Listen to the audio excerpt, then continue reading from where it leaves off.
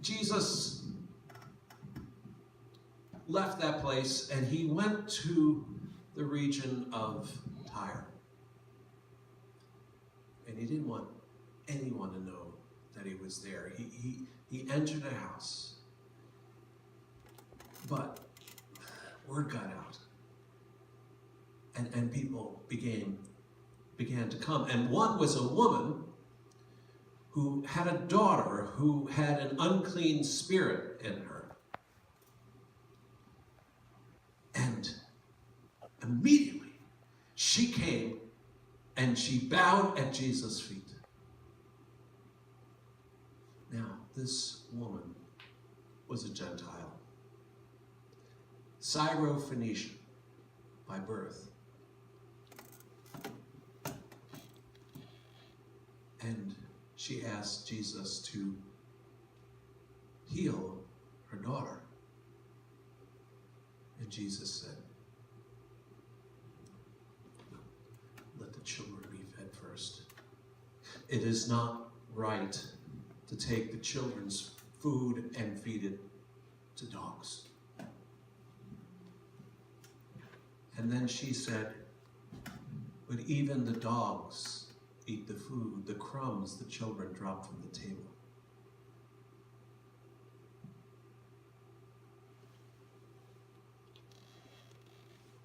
And Jesus said,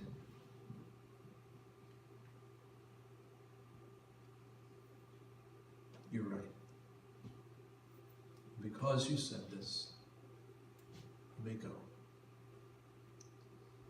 The demon has left your daughter. And she left and she went.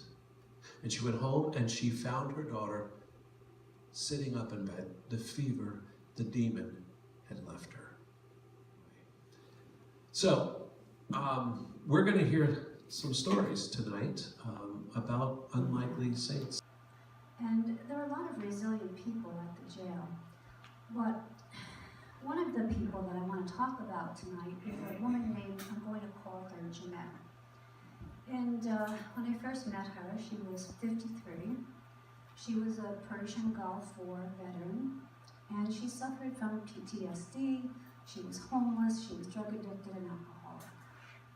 And she found herself at this Schenectady County jail.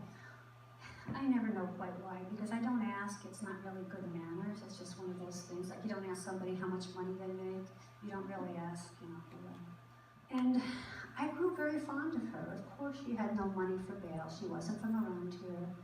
She didn't have a home. She didn't have any kind of resource at all other than herself.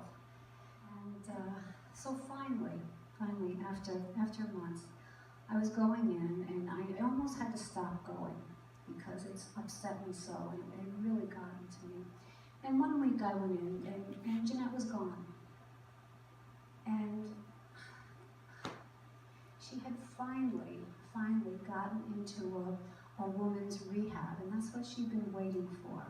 She was waiting for a bed to open up in a woman's rehab in a place that took care of homeless, drug-addicted, alcoholic women. Oh, a couple months later, I got a call from my friend, Deacon Jones, and she said, guess what? We heard from Jeanette, and she's down in the Catskills in a rehab. And next Saturday is family day. And Jeanette doesn't have a family, so she had written Pat a note and inviting Pat and myself to come down for family day. So I was thrilled, you know, I thought, what the heck, I'm going to rehab and see how that is, and I can't wait to see Jeanette, and it's in the Catskills, and it's not that far, but it's far enough away to make it a day trip. So Pat and I packed it up, and off we went, and we went down, and we saw Jeanette, and she wasn't wearing orange, she had on a little bit of makeup. Her hair looked good, she had on regular clothes, and she was in charge of barbecue. And it was one of the most human moments of my life, because I thought, there walks resilience. And she was making Chris wondered, where's God in all this? Then he wrote, where do you think the inspiration comes from? Life is such an amazing journey.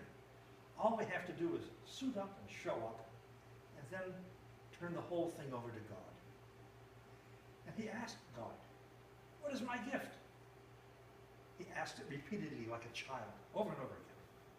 And God usually makes us wait for answers to a question. Many weeks, many months. But to Chris, it came quick. Love is the out. Something that Mary Beth had been doing since the day they met.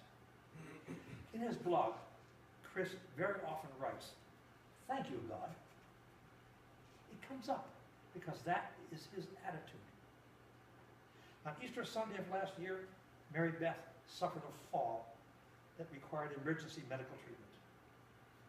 Why did this happen? Why on Easter Sunday, with all the family around and such joy with the holiday? Chris wondered, why is this?